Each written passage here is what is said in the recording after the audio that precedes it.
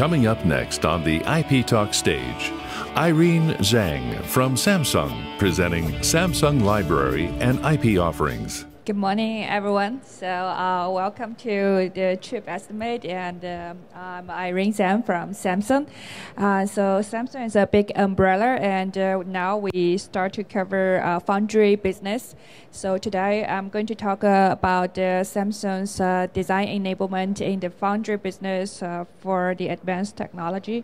So we are going to cover about the IP library offerings and our design service offerings. We are part of the Easter collaboration, which is a common platform, and we are partner with IBM, Global Foundry, and STMicro. So we provide the leading edge process for 32, 28 high-K metal gate and 20 nanometer, and now we are also working on 14 nanometer. From on the right-hand side, as you can see, we have S1 line fab in headquarters Korea, which starts the 45 nanometer and 32 nanometer mass production as early as January 2005. And now it's in the phase 2 stage, and we're going to increase the capacity. And last year in April, we also built another fab in Austin, Texas. That's we call it S2 line, that starts to operate since April, and it's mainly focusing on 32 and 28 nanometer. So in Samsung, we are also a DRAM technology leader. So we also leverage our memory technology synergy. We have the excellence in manufacturing and proven record in the high volume 300 millimeter manufacturing capability. And in Samsung, we provide a differentiated turnkey solution to our foundry customers. So we have a ASIC design center locally in San Jose here, and also in headquarters Korea.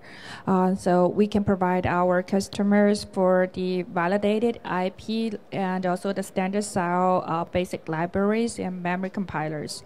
So today's mobile applications will require high speed, high performance, lower power, and also better package option for the lower thermal performance. So we also provide advanced package solutions to our customers for example, package on package, and the most recently is 3D ICs, TSV. Okay, so this shows how at Samsung we work for the design enabling with our foundry customers. So from the lower left corner, you can see we want to provide our customers for the best quality. So we have the silicon validation.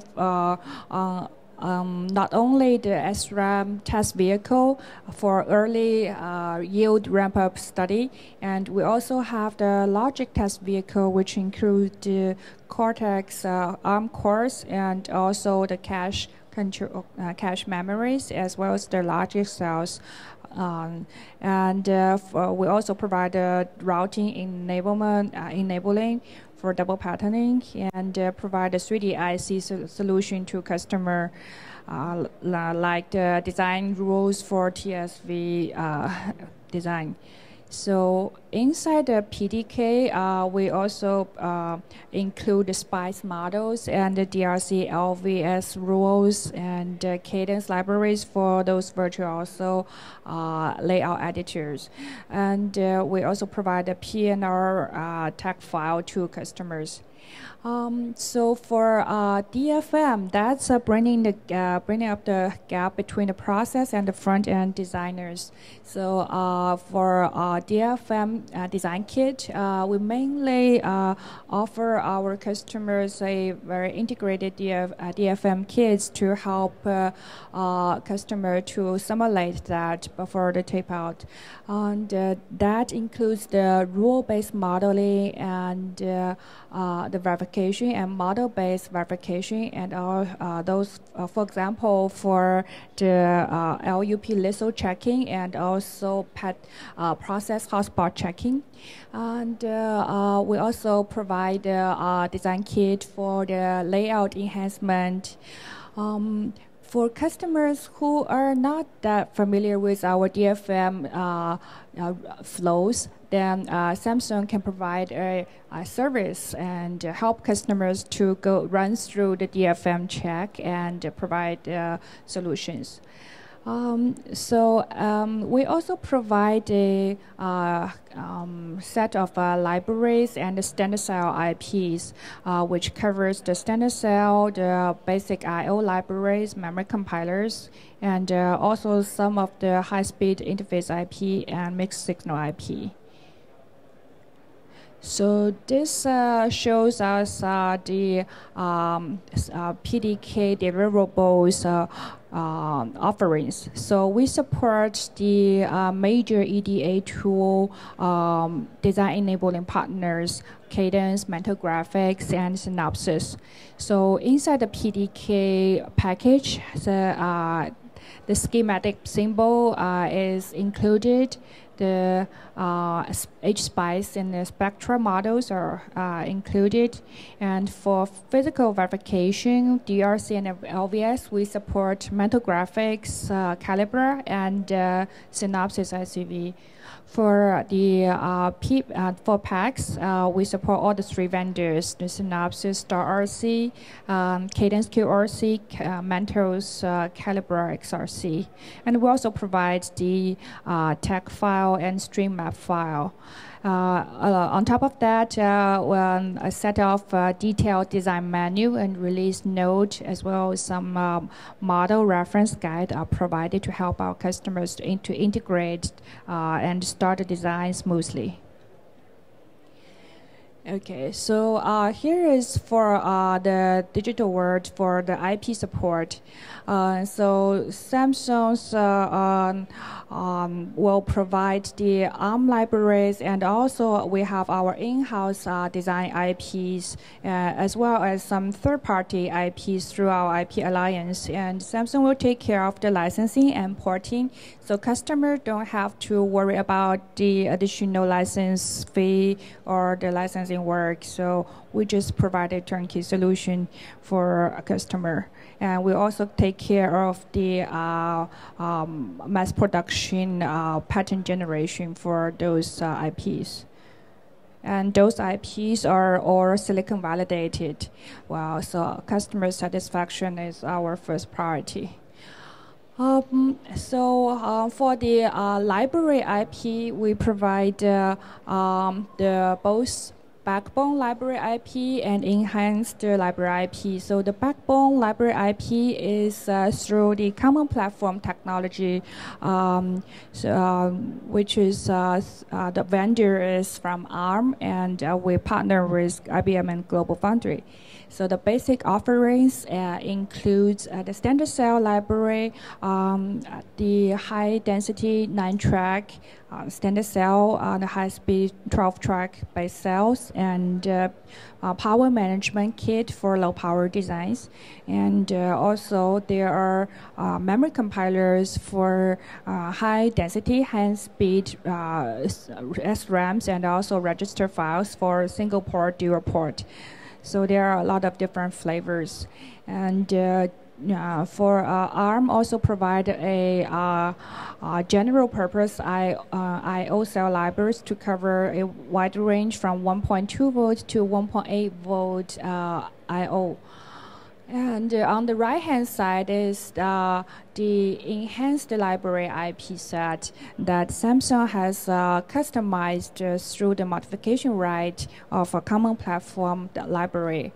So the enhanced solution it includes the post flip-flop library in standard cell set and also the live and RTC library. For memory compiler side, Samsung enhanced that to a ultra-low power and ultra-low voltage solution. General purpose I/O, we provide more wide range for the voltage support, so that covers 1.8 volt to 3.3 volt I/O and also 5 volt tolerant. For the memory interface, we provide both the I/O, the DDR2 to support DDR2, 3, LPDDR2, and TSB-based I/O, and also we provide the DDR5. For embedded memories, eFuse and OTPs are included. eFuse is mostly used for chip ID and also memory-based fixing. So this slide shows the most recent library offerings in our 28 nanometer and 20 nanometer. So as you can see, the original colors, those are the dark brown, black colors. Those are from the foundation libraries from ARM. And those highlighted in blue colors, those are the enhanced libraries that Samsung developed. So you can take a look, and just to mention that we, for both 28 and 20 nanometer, we also, for the memory compiler, we can also support a low voltage, which is 0.1 volt lower than the nominal voltage. So for example, for 28, the nominal voltage is 1.0 volt, and we can support the memory to be operating at 0.9 volt. So it's for 20 nanometer. So the nominal is 0.9 volt, and then it can work as low as 0.8 volt, plus minus 5%.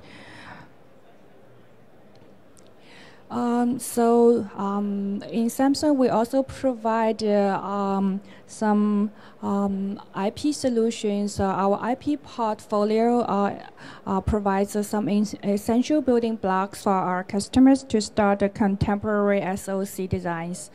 So those SoC can cover, use our IPs. They can cover some basic mobile application, multimedia, and digital TV, DSC applications, and display driver.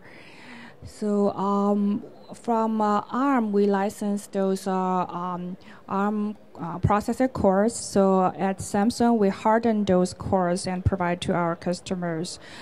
So this includes the ARM 7, 9, 11, and recently that's Cortex MRA series. And for systems IPs also from licensed from ARM, and we provide that as sub-IPs.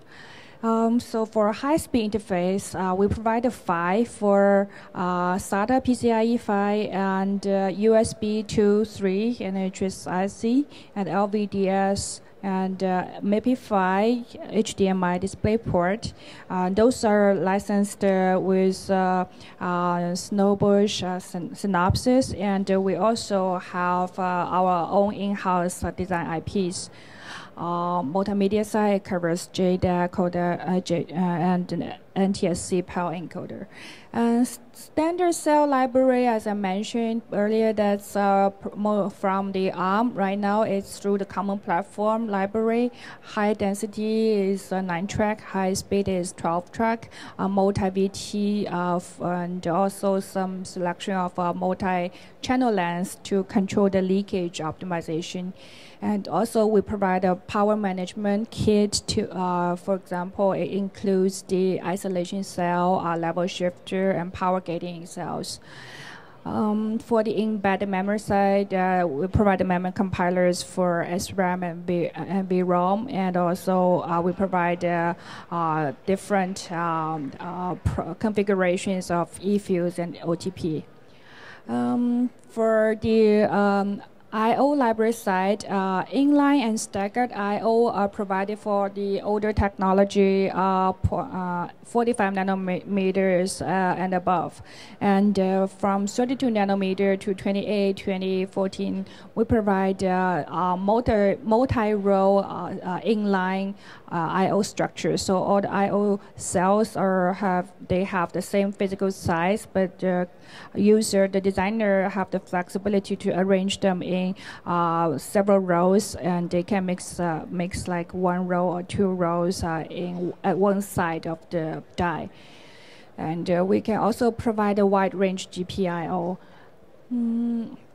For mixed signal core and I/O side, we provide ADC and video DAC and high performance PLL and audio codec, temperature sensor, etc.